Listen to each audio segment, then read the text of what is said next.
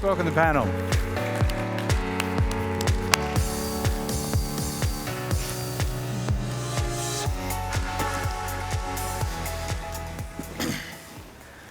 Okay, before we get started with these guys, the 5 of us huddled up last night outside in the garden, and you are really in for a treat. What I really appreciate about this group is the diversity of the solutions that they're bringing. And so before we start, I really want to just give them each a little bit of an intro, and you guys can take the time. I'd like you to introduce yourselves and the area of focus for each of your firms. Okay, wonderful. Thank you, Robin, and thank you, John and Harriet, for having us all here and welcoming me back. I'm an Australian, grew up on a farm north of Adelaide, but I've been living in the Netherlands and founded a venture capital fund focused on the future of food and agriculture about 10 years ago now, called Anterra Capital. We have offices in Amsterdam and Boston, investing out of a 260 million fund, digital and biotech across the value chain. And I'm enormously passionate about leveraging technology to improve our food system. Hey everyone, Sarah Nolet, managing partner at Tenacious Ventures. We were Australia's first agri-food tech venture firm. We invest all along the value chain in solutions that are strategic to Australia. I often get asked why agriculture. I didn't grow up on a farm, but we do have a farm. We were joking about this last night. I think ours mostly grows rocks and squirrels, so not particularly commercial, but a long-term passion for impact and using the private sector and our commercial incentives to drive impact. Got it. Ryan Rakestraw with Tamasek, based in Singapore, but I've spent most of my career in the US. I do have a corn and soybean farm in Illinois that my in-laws run, and I'm not as operational in, but I have the opportunity to go and play around there during the summers with my children. Tamasek is a large institutional investor. We report our numbers every July. So as of our last report, we manage 285 billion assets under management. Very diversified investor. Within that, we have a dedicated theme focused on food and agriculture, and that portfolio is about $10 billion. We are an active investor in Australia. This time last year at Avoca in Adelaide, my colleague Anuj talked about our investment in Perfection Fresh, which we're incredibly excited about in terms of what the things that are doing with respect to making affordable access to fresh produce, focused on sustainability, those types of things. So happy to kind of get into that as well as some of the other things that we do. Fantastic. Pleasure to be here and on this panel with an amazing group of people. My name's Chris Thomas. I'm a director at Wollemi Capital. Wollemi is a climate investment firm, so we invest in businesses and projects which reduce greenhouse gas emissions with a big focus on food, agriculture, and natural capital. We're about 30 people. There's 20 of us here in Australia and about 10 in the US. We raised $230 million, including from CBA, who's one of our strategic partners. And I guess the firm's relatively new. We're 2-3 years old, but none of our team is new to climate investing. And I guess we're really the coming together of our 2 co-founders and their teams. One of our co-founders, Tim Bishop, used to run Macquarie Capital. That's the group within Macquarie that invests Macquarie's own balance sheet, including into the Green Investment Group, their kind of group that does most of their climate investing. That's half of our team, and then I come from the other half of our team. Our other co-founder, Paul Hunyor, used to run the Boston Consulting Group's Digital and Green Ventures unit. We were very active in food, ag, and natural capital over the last kind of 5-6 years. Wollemi itself has been very active in food and ag. We co-led Loan Bio's $100 million round last year, and over the last year we've made over 10 investments into businesses or projects in the agriculture space, with a mix of stuff from technology-based ventures like Loam all the way through to we own and operate our own farms and carbon projects as well. So, we've got an incredible array of talent. Adam, I'm going to start with you, because what Anterra has done, I think, in assembling a team that draws from a depth of backgrounds and experience is of enormous value in this space. There is so much, I call it your FQ, your ability to figure it out, this figure it out quotient. You guys have really been an extraordinary leader in this space. And I would love if you could speak a little bit to how you actually built that team. How did you actually assemble that leadership team? Yeah, okay, it's a fair question. Part of these things always happen organically. I think it happens a bit the way a good startup also occurs. So co-founder has a very different personality from me. He's deep into biotech, not looking for the outside noise, doesn't like coming to conferences, capable of solving very tough problems.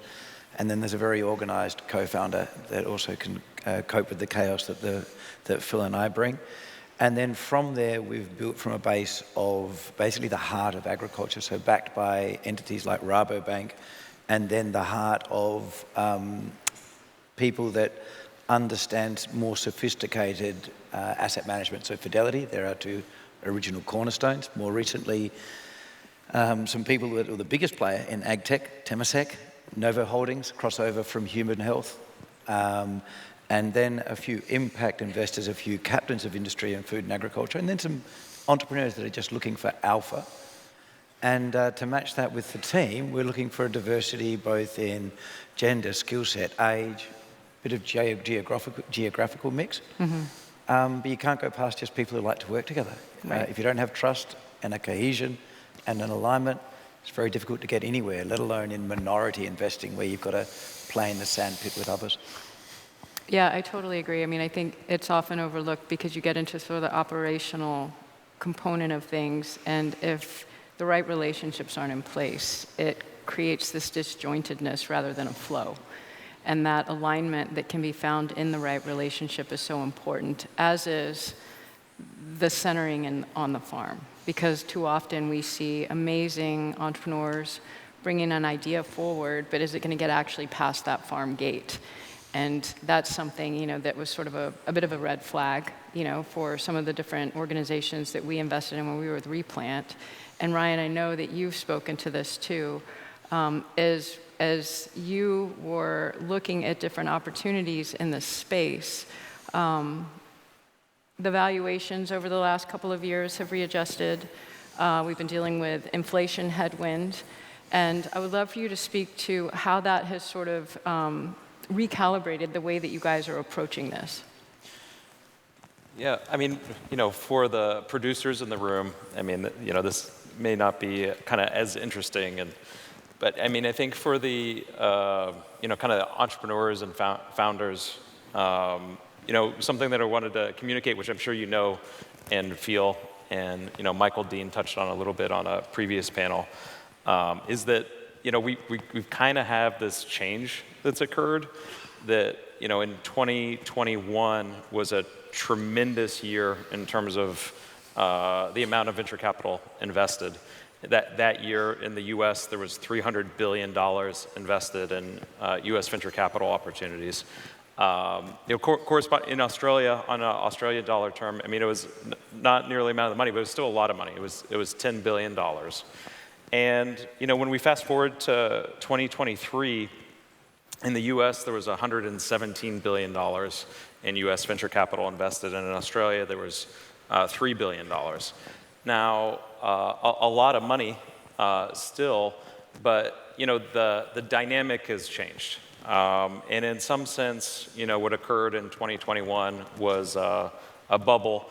I guess I would even say that there's similarities between 2021 and 2000 in terms of the .com.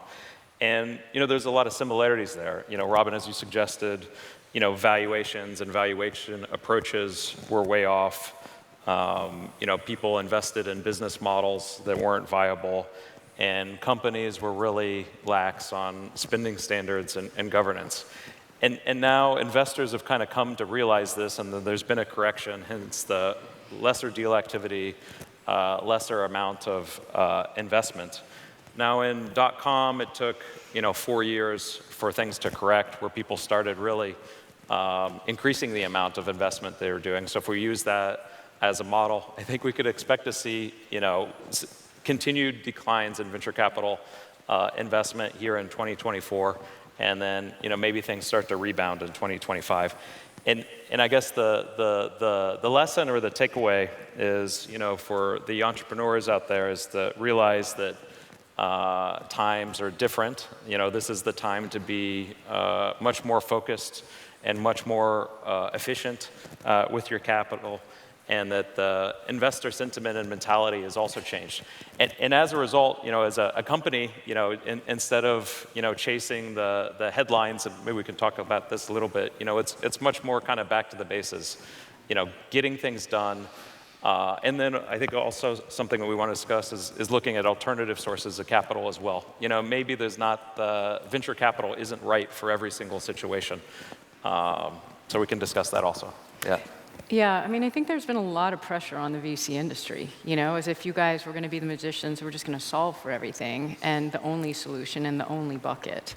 And clearly there are a lot of other buckets out there. The donor advised fund asset class is close to $230 billion of assets that, in my opinion, is a perfect category to be allocating towards climate. It's something, for those that aren't familiar, if a high net worth individual or an entrepreneur that has a successful exit earns an enormous amount of money, they can put it into a donor advised fund and get an incredible tax write-off for it. And then that becomes basically a philanthropic vehicle with which they can invest. You can't take the money back out of a donor advised fund once you've put it in. But that asset class has grown globally over the last several years. And it really is one that I think, like, if we created some kind of campaign out of Evoke Ag, 10% for tomorrow, where we took 10% of donor advised funds and allocated them towards these solutions. Again, it's sort of how do we diversify? Because, we talk about biodiversity all the time when it comes to agriculture, but we really need to think about integrating what that value means into the ecosystem of the financial world as well. And Sarah, I think, with what you've done, I mean, the statistics around VC for women is pretty tough, and it's 2 cents of every dollar. So, as a woman who really had the intelligence and the courage to step into this space, I'd love for you to speak to that and the unique value proposition that your firm brings. We founded Tenacious Ventures because of a need.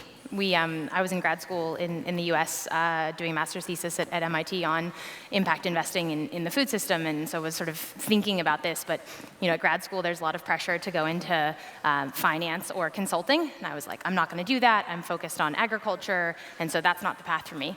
I moved to Australia and started a consulting firm and now work in finance, so it was sort of had to eat my socks. But the reason I did it was because coming here and seeing the world-class innovation that we're building and having investors call us saying, you guys have opportunity flow, you're understanding what's happening with these investments, but we don't know how to invest in agriculture. We finally said, well, we need to raise a fund that can back these solutions. And so a sector-specific approach, thinking about the changes on farm, the adaptation and resilience that we're going to need to build, the new financial mechanisms, the on-farm technology that actually is going to get adopted. There's no place in the world better to do that than Australia, and no one was doing it. And so that's why we started Tenacious. Now, we're really proud of our team. The 3 partners were each born in different decades in 3 different countries, and we've got 2 women and 1 man. And our portfolio, 50% of our founders are female founder or co-founder. We don't have quotas, and we're proud that we don't, because we back the most badass founders. But we're proud of the team that we've built and why we've done it, and think that's going to deliver the combination of impact and returns, especially here in Australia. So as you listen to both Sarah and Adam, they're speaking to this beautiful diversity and depth that they have to pull from in their leadership team and in their governance, and it's so important. Because each of us have only walked through the world in this one experience that we've had. And when you do that, you've got these paradigm blindness. You've got these blind spots and you have these biases. And the more that you can build out a team with the gender diversity, the generational diversity, the ethnic diversity, the fewer the blind spots. And the more that you're able to capture these opportunities. And both of these firms are incredible examples of that. The governance of an organization, to me, is so critically important. And when I see a team that goes into complete collapse, that's also the first thing that I will look at is, what does that board look like? How homogenous is that team? And this diversity that both of these guys are talking about is so foundational to the long-term viability and success of a company. Governance is critical. And Chris, I want you to touch on this, because one of your co-founders has done a lot really in influencing and impacting governance in the UK. So I'm wondering if you could share a little bit about that. Yeah, got it. Well, I guess to this point on diversity, we think that's an enormously important, part of the investing mix. And Tim at Macquarie, as you mentioned, was involved in helping privatise the UK government's Green Investment Group, Green Investment Bank, the equivalent of Australia's CFC, that was privatised into Macquarie. And I guess what that team really represents, and I guess this permeated across Macquarie and is really important to Wollemi as well, is having people who are deep industry, technical and operating experts, and combining that with people who are financing, investing experts, and having those people sit alongside. So at Macquarie, that was having infrastructure developers sit alongside investment bankers, and then wind and solar farm developers and sit alongside investment bankers. At Wollemi, we've got a lot of kind of ex-operators. One of our team members in the US, Christy Devlin, helped launch a platform with that Tamasek kind of backed indirectly through Olan that's scaled to 8 million smallholder farmers, and so a deep ag tech operator. Another one of our directors in the US, Noah Walker, came from actually Indigo Agriculture, part of the early team before that recorrection. And there are many others, and I guess that mix of having kind of operators sit alongside investors and kind of have that diversity alongside the other types of diversity we talked about, we think is really important. So as I listened to you all, and also just read more about each of you before we've had this conversation, there's so much passion in this. And it's not something that any of us can turn off, which means our minds are going probably 24/7 most of the time. Of the things that you have worked on, I'd like each of you to share what is one that you are the most proud of. That's something that if you were remembered for this one thing, in your work, what would it be? Adam, I'll start with you. Sure. I think at the time that we started Anterra, we weren't aware of another agri-food tech fund. As it turns out, there were a couple more elsewhere in the world that we met within a few years of that at a land investment fund, because there were no agri-food tech events back then. But it was a special feeling looking at the fundamentals of what we were seeing happening in the food system, but also the complete lack of venture capital available for entrepreneurs, and to some extent the lack of entrepreneurs. And so I'm immensely proud of the fact that we took that step, and that now 2,000 people in Australia and several $1 billion around the world is being invested into the future of food. So when you took that step, were there people that were like, there's no market for this? There were people who questioned the fundamental data of the fact that there was a need. Right. And then next to that, there were people who quite rationally said, well, it's difficult because people want to invest on track record. Where's the track record? Yeah, we had to be not just a first-time team and a first-time fund with no track record in a sector. So finding people that wanted to take that leap was very difficult. So let's drill down on that a little bit, because I think this is a really important point. First-time fund managers, they will tell you usually those decks get thrown in the trash. And so, when you were first selecting those early investors, how did you guys go about that? What was the process? We weren't selecting them. We were taking what we could get. So we were. We started with. I was the deputy head of private equity at Rabobank. That's the world's largest food and agriculture bank, cooperative bank, well known in Australia as well. And but also a deeply conservative bank. So they understood the food and agriculture fundamentals, but they don't do venture capital. And so that was the starting point, and that was a journey. And then I found a group at Fidelity that were very large investors in digital venture and very large investors in human health biotech. And our thesis was that agriculture is basically, back then, we said 10 years behind. Arguably now we still spend another 5 after that, so 15 years behind those sectors. But we lined up what had happened in other sectors, digitally and in human health biotech. And we got their faith, and that's how it began. But it was based on a vision of the future and a story. There were no hard facts. So again, I think this is a really important point. When we think about the finance industry, they tend to operate in a very kind of status quo mindset and mentality. And when someone like Adam is presenting a vision, to an organization that isn't quite ready for it. They're not actually, the DNA is not there. And so to take all of the lessons that he learned at Rabobank to then step towards what he decided to launch with Anterra, again, is incredibly important. And so for those of you that are listening, it's to really recognize that your life unfolds in these chapters, and that you will be in a chapter that is so full of deep learning and deep expertise, and then you may hit an obstacle or a wall. And then it's really like that's the test of your commitment, is how are you going to climb this thing and get through to then begin the next chapter. The founder of Montcalm, where I am, she has the same story. She was Morgan Stanley, Goldman Sachs, Bank of America. She saw very early on the need for impact at Morgan Stanley. They weren't ready for her, so she took her clients, started Montcalm, and began the impact investment firm. So this kind of visionary work, courage is always a part of it, and also finding the right partners and the right relationship to wrap around it.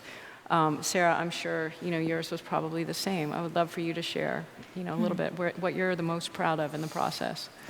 Being an investor is funny because you often are suspending disbelief on something that doesn't yet exist in the world. And so I'm absolutely most proud of seeing the impact that these companies are creating in the real world for their customers. Swarm Farm Robotics is the leading ag robotics company globally. They're on over 3 million acres commercially. There's no one even close to them in terms of commercial traction and value added on farm to increase productivity and save on chemicals. GoTerra, you heard from Olympia earlier, leading organic waste manager in Australia, leading insect farming company in the world. These are unfortunately still too good of kept secrets, but seeing that impact in the real world for their customers is what I'm most proud of. We can talk about what we've done at Tenacious, but we exist to help them and to create the world that their customers are going to be part of in the future. And then Ryan, I think for so many that come out of a very large, deep corporate experience, there's so much knowledge that comes with that. And the operationalization of systems that you've learned. I would love for you to share sort of how your background, you've been able to marry that with what you do today and what it is, that you really, from those prior earlier chapters, that you feel is of value in what you're doing now today at Tamasek. Yeah, and I think, there's something that all the investors have to bring, right? The industry expertise, the background, the insights, seeing situations, from one company and trying to figure out how to apply it to another company. Some of the benefit of Tamasek and kind of, what we are able to try to apply in our venture capital investments to founders is, really looking at things over a company's life cycle.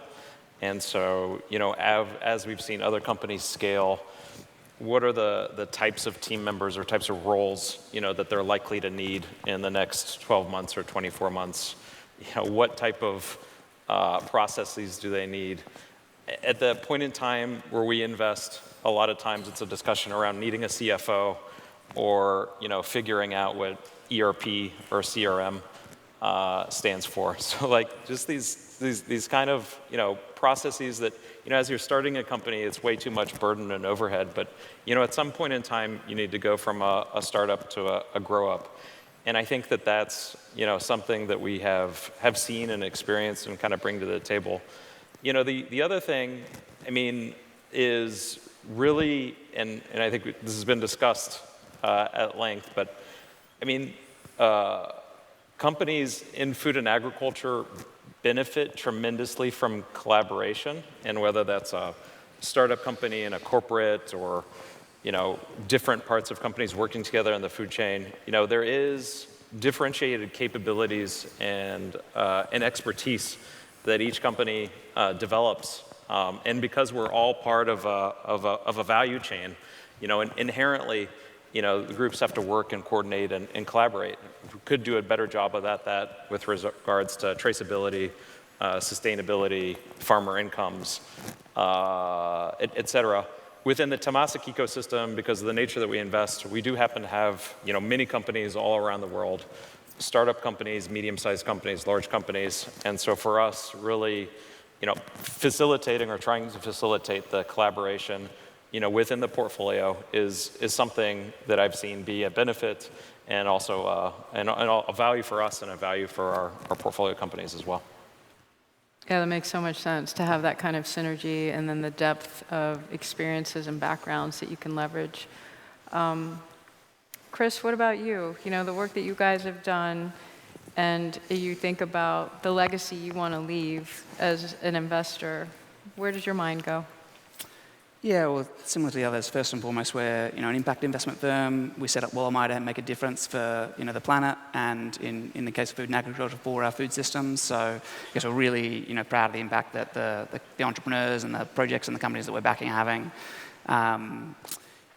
One of the things that we've been excited about this year has been some of the investments that we've made in carbon markets in Australia and regenerative agriculture for our farmers, where we've supported over 10 or coming up to 15 carbon projects in Australia across 4.5 million hectares. And that's really helping farmers integrate regenerative farming and regeneration of native forests and in some cases in the lower kind of performing agriculture areas of their farms, planting some trees, but also with loam bile kind of regenerative farming in the core of their business.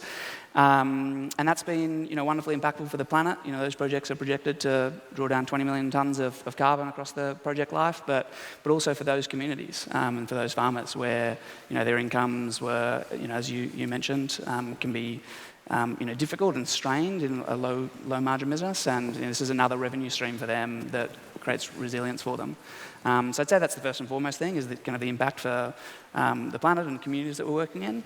I think we've also worked very hard to the point that you were describing, Ryan, is to just try and set up our firm to support kind of entrepreneurs with the type of funding that they need to bring these businesses through to fruition. And I think with inside ag tech, there are a number of different types of businesses that probably require different types of funding. And some businesses are more software businesses where venture capital can take them through the whole journey of their business in a way that venture capital is really well set up to do. There are a lot of businesses with inside climate, but particularly with inside kind of agriculture, that are actually not software businesses. They're hardcore either hardware businesses, or they've got physical on-ground operations, or they're setting up machinery plants, and they're very capex intensive. And often in those businesses, venture capital firms are really effective at helping them through creating their product and getting their first pilots and their first commercializations going, but can struggle then when they get to kind of the capex intensity that's required for scale. We set up Wollemi to be able to do both, where we can provide kind of equity investments into the headcos of projects, but also when they reach that kind of capex intensity, we're able to provide different types of funding, and particularly project finance that's more infrastructure-like, to try and bridge them towards bankability and kind of the types of low-cost capital that is really required for a lot of those kind of heavy capital industries. So that's probably one of the things, when I think about how we've set our firm up, that could have an impact for entrepreneurs and the ecosystem that we're really proud of. Yeah, it's so interesting listening to you guys, because I think about, in the US, for example, there were acquisitions made. The one that's coming to mind is when General Mills acquired Annie's, and it was an $800 million acquisition. And they made this acquisition. They had no idea what they were doing. They weren't familiar with sort of the organic ecosystem, crop growing, any of it, and so they were really integrating it and trying to figure out how the DNA of Annie's was going to influence the DNA of General Mills, and it absolutely did. They held on to the key team, and then that team became leadership within inside the larger organization. But it was really interesting because then the larger organization, the larger corporate, quickly realized that they should actually have a VC arm. And then if they began to participate in these companies at an earlier stage, they were going to pay less for that acquisition over time. So corporates really have an important role here. And I think that there's a lot of pressure on the VC community to solve for a lot of these things. And when I look at the infrastructure that is so clearly missing in a lot of this, in my opinion, the corporates should be participating in some of these conversations. And so, I'm wondering, in the work that you do, as thought leaders really in the capital markets, where is that opportunity to bring this panel to Danone or Nestle or General Mills? And how can we help the corporates better understand their role in financing some of these infrastructure, in particular the infrastructure challenges that I would venture to guess that portfolio companies are all facing? as we try to scale organic, we try to scale these better for you solutions, as we try to scale plant-based, the infrastructure that is really needed to do this at scale, I think requires a collaboration from these corporate partners. What does that look like? How can we further engage them? I'd love your thought. So, Robin, I do think it's really important to partner with corporates in the food system and the agricultural system, but it's not my first point of advice to move a founder towards taking corporate capital. I think you've got to be careful distinguishing between who your customers are versus your partners versus your investors. I agree completely. And calling a customer a partner when they are actually paying for your service, or ultimately actually might be acquiring your business, creates either an actual conflict of interest, or even if it's well structured and well meaning, creates a perceived conflict of interest with the rest of the community that are for example, the competitors of that given corporate, even if it's well structured internally. So I would say be very careful. Look after your customers, treat them well, over-deliver, give them a delightful experience, and then try to get your capital separate from there. If you find yourself in a situation where it feels essential, either because of the depth of that relationship or because you can't get capital elsewhere, then if possible, partner with two parties in the value chain so that you actually immediately overcome this perception of being, of narrowing down to one option.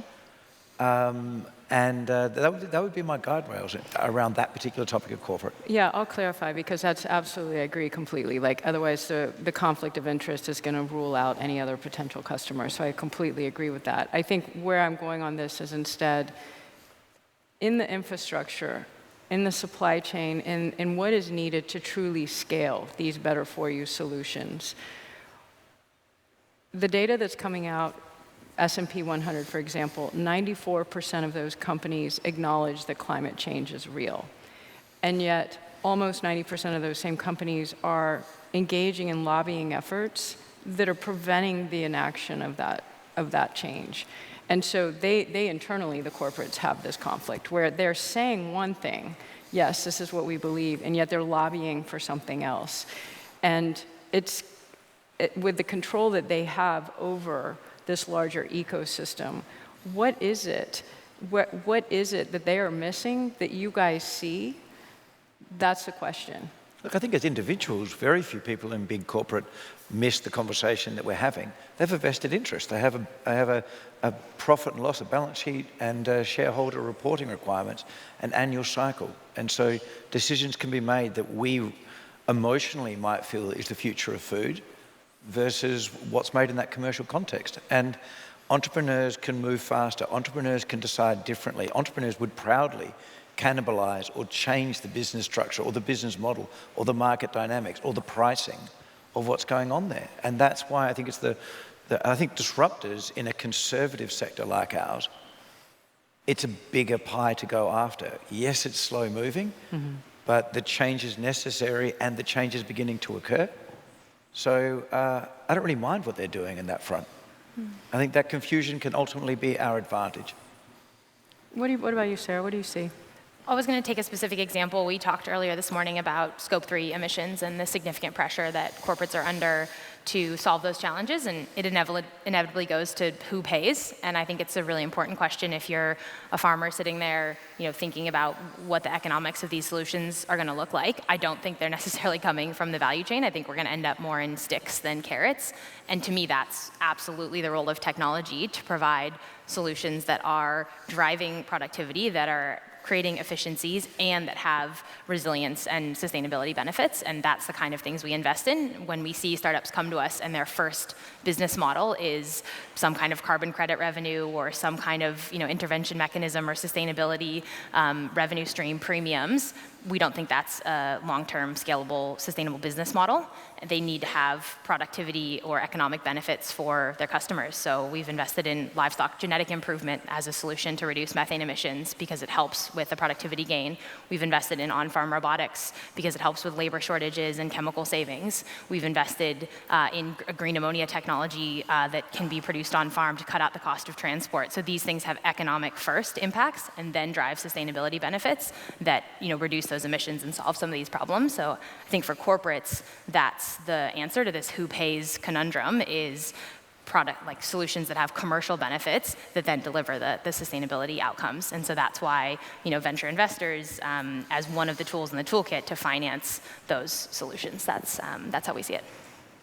Yeah, I mean, I think about the work. So we worked closely with Mitsui, and you look at those Japanese keiretsus, and it again is like as an ecosystem within itself. Ryan, as you have really sort of the way you guys are playing at all of these different sizes, the corporate influence, I think, over legislation that then either makes the job of the entrepreneur easier or harder.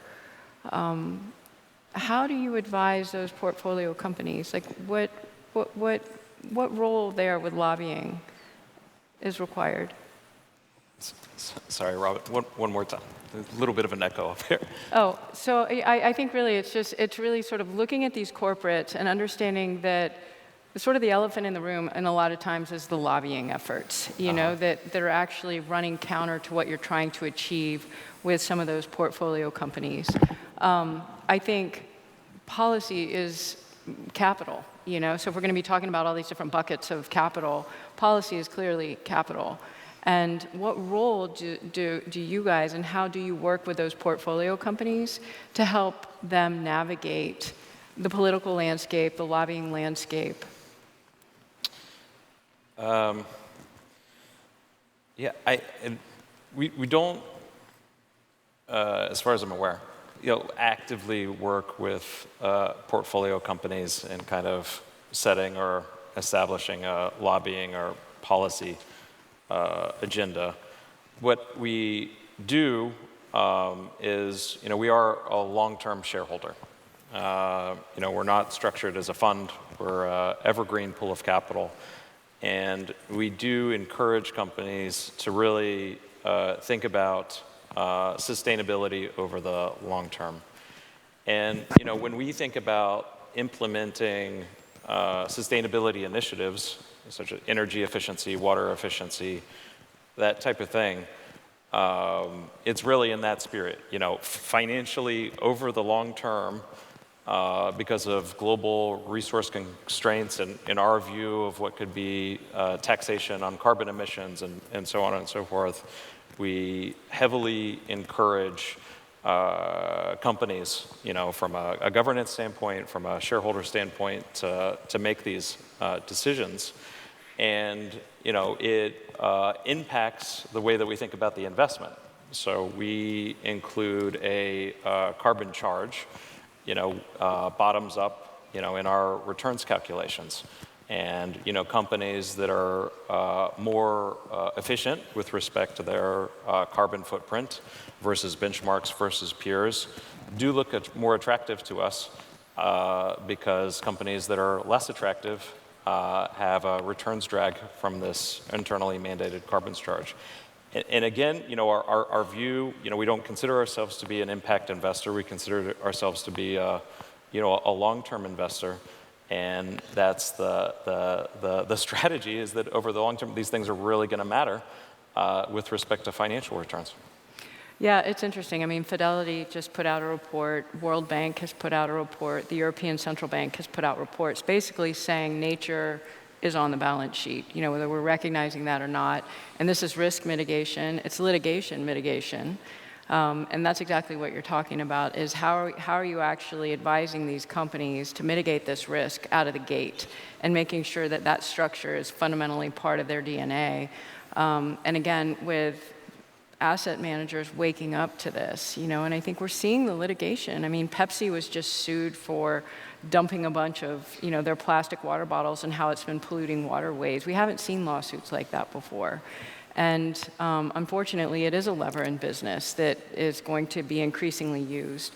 And then I think the younger generations are waking up and they're just saying, like, we have trashed the planet and we're calling it GDP.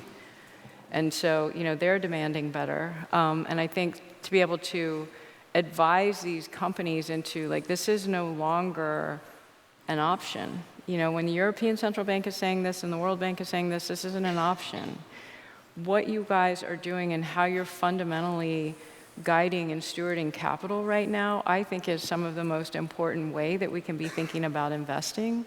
If you look at the portfolios of these different companies and these managers, and I do invite you to go on their websites at some point, maybe on a flight home, and see how they're investing, you can see literally how Adam and his team, they are taking the footprint and they are making it smaller and lighter. And that is what the portfolio is. It's a smaller, lighter footprint. And at its core, that is mitigating risk for their investors, for their entrepreneurs, for their team. And it's showing what's possible. And I think, we've all inherited this status quo. And the food system is just a large status quo. And it's taken decades to get to this place. But the opportunity in front of us when we talk about ag tech and we talk about the opportunities on farm, and in my opinion, to have more farmers as part of this conversation too, that as we develop these technologies, is it something that's going to get through the farm gate is an important part of this conversation. That's why when they talk about sort of their origin stories, that they're from these farming families, it's so important because you see these very well-meaning entrepreneurs who have not spent time on a farm. And so millions of dollars can go into those business models and get absolutely washed away because it can be very well intended, but if it can't actually get past that farm gate, it's time and money that would be better spent elsewhere. And when you really start to look at the data around climate, like the time and money that we have today right now is very precious. So to have it stewarded in the hands of those who have the depth of this farming experience, who have it in their DNA, and then can combine that with these talents like this amazing panel has, this is the kind of responsible stewardship of capital that we're looking for now as we really step further into the 21st century and more into these different crises that we see.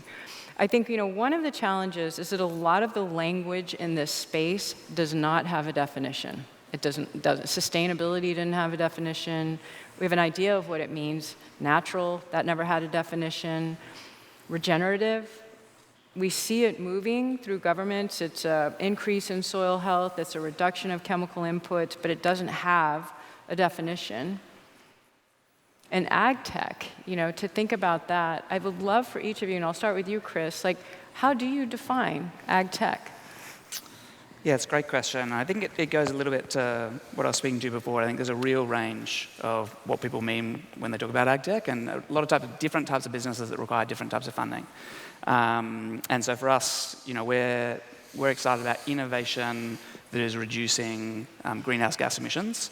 And that innovation might be tech-heavy, and it might be a software-enabled business, and it might be that we can make a venture capital investment into that, or it might be innovation, and it might be technology innovation, but kind of that's actually more about practice change and more about either kind of what you're doing on the ground or kind of the kind of way you're investing in your supply chain. So we've set up our firm to be able to invest across both and be able to invest across both the more technology-led businesses or more businesses that are more about change on ground. And I think in both of those cases we're excited about kind of ag tech in the sense of that type of innovation that reduces greenhouse gas emissions. What about you, Ryan?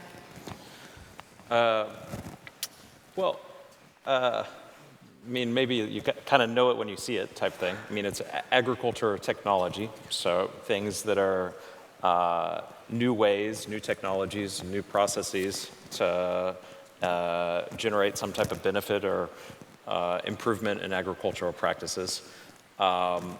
Things get even a little bit fuzzier in that many investors, specifically in venture capital, now talk about agri-food tech. But actually, I actually really like thinking about it that way. Just thinking about the two things as the same industry and how they work together. It's not the case that you grow barley and send it to CBH and then forget about it forever, right? I think that there is the opportunity to really think that I'm growing food products and where does it end up and what are the qualities and that type of thing. And investors, I think, are starting to think that way. Certainly, we think about that way. So now, Robin, it's even broader. It's food and agriculture technology said in the same voice, recognizing that the two components are the same. So I guess maybe long-winded way of continuing to say it is vague and is only vaguer. Sarah? Oh, I was just going to comment, when we raised our first fund, we were given some advice to really fit into the venture capital model, look like VCs, you have a VC model, because it was already so strange that we were thinking about ag tech and climate and investing in this spot where for us that was obvious. Australia has an unfair advantage in ag tech, but we were told to be like everyone else, and so we wrote in our first investment memorandum about how we were going to invest in these different technologies. It was really technology-led. We're going to do robotics, and we're going to do IoT, and then the kind of other lens on that was value chain. It's going to be these silos, it's going to be pre-farm gate and on-farm, and as we've come more into our own and really own what we do, these are complex systems, and we think about pathways to change into the future that we want to see, and if we don't embrace that complexity, then why are we investing in agri-food? It's inherent in what we do. So we talk more now about 6 pathways to drive impact and scale. So for example, lower intensity production. Now that might be lower emissions intensity, lower natural resource intensity. That might be on-farm technology, but where the supply chain is the customer, that might be upstream. So it's much more about those systems and understanding those pathways. And then we have 3 lenses for impact that we positively screen into. So it's not a negative screen out. You actually don't pass our filter if you're not positively screened in around ecological sustainability or decarbonization or adaptation and resilience. And that last one I think is so important based on the conversations I've been having here this week, not to mention the temperature this week, but of just how much production systems are changing. Fish stocks are in different places, grapes are being left on the vine vineyards being torn up, growers are looking at completely different production systems, and so that adaptation and resilience piece is so key. We can't, do decarbonization if we can't even produce food. And so we're really clear on what those impact lenses are and what those systemic pathways for change are. That's really comprehensive. Thank you. What about you guys? No, I don't think of it that way. So for us, agri-food tech, we want to improve the outcome for our food system. I don't think we need to pigeonhole it. We invest in platforms straight out of human health where we just think they're going to be transformative, but maybe only 20% of that is applicable to food, maybe 0 at the time we invest. That's not the core of what we do, but that's the way we look at it. And similarly, while I would love to have a definition of natural capital or regen farming, this is venture investing. We're at the edge. And I don't think we should wait for a definition. I think the opportunity is there in the approach that Sarah said of finding solutions that deliver a good economic outcome and then provide a benefit. But if you're waiting for the definition, it'll probably be too late. It'll be for later stage investors. So yeah, sorry to disagree, but I disagree. Yeah, I think that's absolutely legit point. I think, again, tip of the spear is really, the term that comes to mind here. It is visionary work. It is people that can see what isn't existing yet, and then are able to build a team and infrastructure and support around that. It is extraordinary what you guys are doing. And for the entrepreneurs that are lucky enough to be in these portfolios, I think it is probably the experience of a lifetime, I would say. And then I think, for those that are hoping to emulate, you really are hearing the complexity of this. It is an area that gets a lot of noise, it gets a lot of attention. Last night, as we were discussing this, one of the questions that I wanted to ask these guys, but we're not going to have enough time, and maybe we do just really quickly, is when you have those moments, and we all have them when we're running a business, where you just have a moment where you're like, how am I going to get through this? What is it that I'm going to get through this? And rather than ask for that moment, because I am sensitive to some of the privacy around some of these companies that you have, I think what I would really like is, what is the one word that you land on, that you just consistently land on is like your word when you're in a moment that is just of complete challenge? Sarah, I'll start with you. I will give you one word because you've asked for one, but just a story that, or kind of point that you raised there, Robin. I don't think you meant it this way, but I don't think these companies are lucky to have us as investors. I think we're lucky to be backing these companies, and it really is frustrating, the inherent power dynamics of just because we sit on the side of the table that has more money in the conversation with the founders, that we're somehow more special or more smart, or it just doesn't make any sense. And then we turn around and have to raise money from LPs, and they want to do the same thing to us, and that black box just absolutely needs to be open. So we're lucky to be backing these companies, and it's about them and their customers more than having us on the cap table. I know you didn't mean it that way, but just an important point. So I mean, I guess that leads to my word is probably humility. Like there's so much opportunity for change and so much necessity for change, and I think that can be overwhelming, but come back to being humble about it. What about you, Ryan? Can I get two? And this is really the observation of the companies that I've worked with, some of which have, because of this funding cycle, have had to make difficult decisions. Firstly, the thing that has helped them get through this is the team, the close group of people that have worked together for a long time that can rely on each other. And then also fundamentally is the mission, the people that are, believe rightly that they're doing something kind of bigger than themselves. And, that really helps them kind of pick themselves back up, do it again, pick themselves back up, do it again, that type of thing. So that's, I think, really what, separates the companies that can overcome the adversity. Adam, what about you? And this is one where when a company's, you're referring to a trouble situation, right? Yeah, like what's your word? Then I would move to the word integrity. I think it's a time when crazy things happen. Obviously there's panic, you're potentially losing everything. And so I think it's the people that you really see people's colors, and the word in that moment for me is actually integrity. That's a great one. Chris, what about you? I resonate with all the words that have been said thus far, but if I was to add one or two more, I'd say determination, what it just takes to continue to drive and innovate and push through to make pull out of those situations, but also collaboration. And that often what it takes is getting together with your investors, and that might mean resetting your funding structures, or getting together with your customers and resetting your expectations with your customers, or frankly with your team and kind of the team members that you do need in one of those situations. So collaboration. Chris, can we change determination to tenacity, just for the record? Very good. Cheers. Branding. Appreciate that. So, as we listen to these amazing people, I think the skills that are going to be essential as we move forward really include courage, creativity, and collaboration. There is a humility that is on this stage that is remarkable, given the breadth and depth of the experience and what these people have accomplished. But this courage, this creativity, and this collaboration that is going to be critical as we really navigate some of the challenges in front of us is really the opportunity. So, again, it's where in our lives can we step towards that? Where can we find these right relationships in this partnership? Where can we operate from a place of deep integrity? Because with AI and all of these opportunities in front of us, as Nina shared on the stage yesterday, the conversation between Steve Jobs and Joe Rogan, and then that wasn't real. What we know for sure is that Mother Nature does not lie. She does not lie. She does not know how to lie. And if we're going to talk about integrity, it absolutely starts there.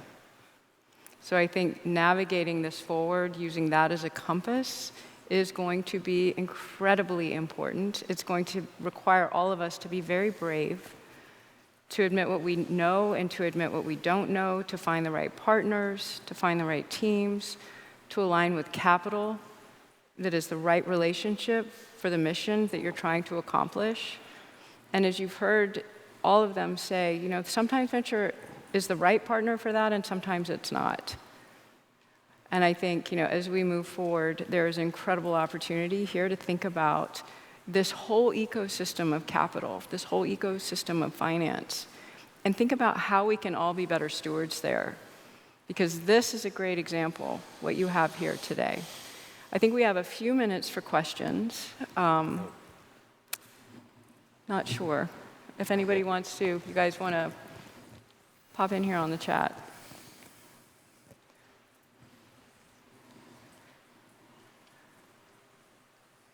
Or not. Robin, can I ask a question of the panel? I Yes. can't help myself, sorry. Ryan, you touched before on valuations and how challenging that's been. It seems like the conversation often is around the founders and like the founders didn't save enough cash or the founders, and it's like, we set those prices, right? Like that's on the investor side of the table.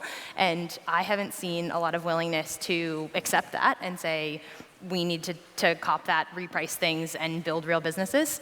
Are you guys, am I controversial there? Do you agree with that? Are we, because I think the onus isn't really on the founders, it's more on our side.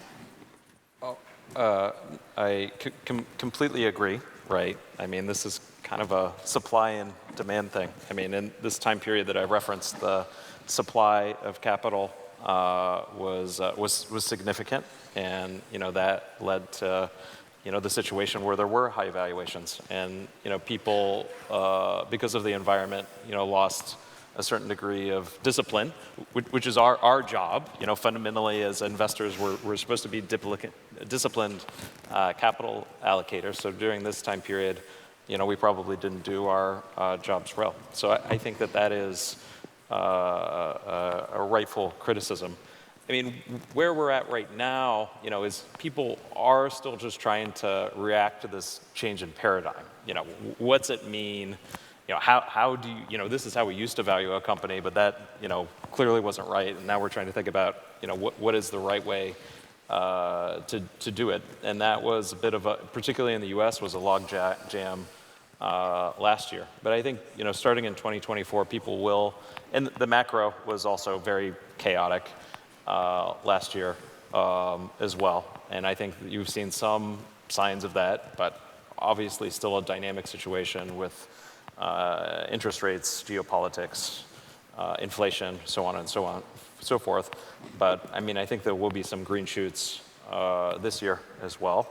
I think I saw it running around here, but Ponzi from Inari raised $100 million financing so far this year. So, clearly there's some investor appetite to do large rounds. And I think, from what I've seen in Australia so far at this conference, I understand a number of companies will be raising capital, here in the first half. So I think that'll be kind of a litmus test to see how things go.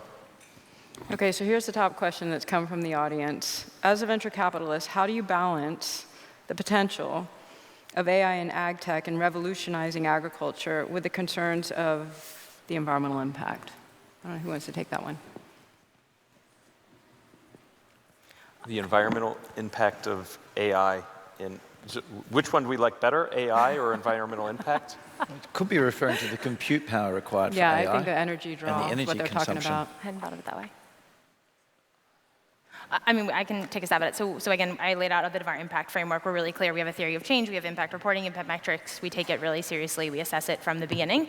And one of the things we look at is the kind of stage appropriateness of the impact metrics. So for example, we've made investments where the life cycle assessment shows that once that process is powered by renewable energy, it will be better than the other alternative, but it might not make economic sense to power it by renewable energy at the seed stage based on the amount of capital they're raising. But we want to understand those trade-offs and evaluate it as such. So not necessarily related to AI, but I think the point is, what are the unintended consequences, and are there trade-offs between economic and impact? We only look for investments where there aren't trade-offs, where the economics are driving the impact, but we appreciate that there might be evolution over time in realizing that full potential. Okay, great. Chris, this one's for you. How early should a startup consider project finance, and what do you look for? Got it. It's a great question, and I guess it does speak to the areas of ag tech which are more capital intensive, where a venture capital investor like someone on stage might be really great at getting their first product in market and their first pilot or first customer application, but then when they reach kind of that scale up phase, often there's a capital intensity that venture capital has struggled to sometimes scale through, but it's far too early for the traditional project finance folks like Macquarie or TPG or the other folks. And I guess what we're hoping to do with Wollemi is help folks go on that journey of getting project finance in earlier. And might be their first project finance facility where they first got an offtake in place, and we can put that capital in to help them make that journey. And ultimately, we want to bridge it to bankability such that a large bank or a large infrastructure investor can take that on. And so I think it also speaks to the discussion we're having on kind of valuations and down rounds. I think for folks that are experiencing pressure on the valuations that might have been set at their last round, there are other capital sources available that are off balance sheet sources, and I can help with that as well. And then this last one, any of you guys can answer. What percentage are university-led projects that hit your desk? And how can Australian universities work more closely with the VC community? About half of our investments have strong relationships with publicly funded Australian research, whether that's universities or the CSIRO in multiple different states. That's a great number and headline, but the reality is collaboration is easy to say and really hard to do. We had a whole discussion on that with the CSIRO on Monday, and there's cultural differences, there's incentive differences. They're not good or bad, they're just truly different. And so despite being world-class at research, the data shows we're not as good at commercialization as we need to be. And so there's definitely room for improvement there, and I think a lot of people in this room are hopefully up for that challenge as we continue to mature the ecosystem. Great. Okay, thank you so much, all of you. Thank you to all of you for joining us this afternoon.